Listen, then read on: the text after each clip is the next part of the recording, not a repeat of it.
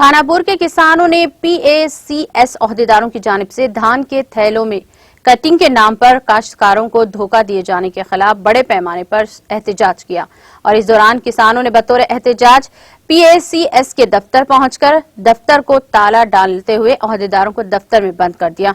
किसान का इल्जाम है कि हुक्काम ने कटिंग के नाम पर PACS ओहदेदारों की जानिब से धान बेचने वाले किसानों से बड़ी रकम वसूल की है।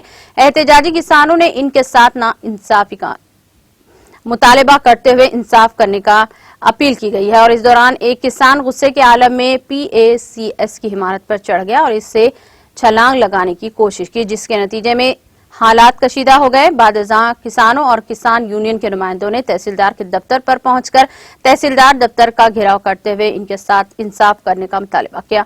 एहतजाजी किसानों ने कटिंग के नाम पर गबन किए जाने वाले धान को वापस करने का भी मुतालबा किया।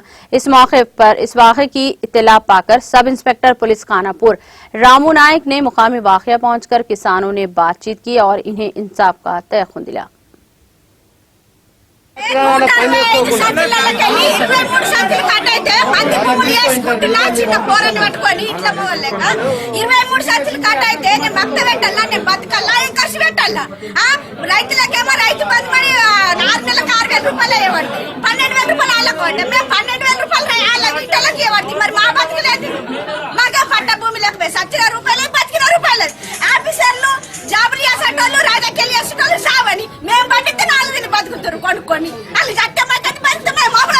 కేవలం సొసైటీ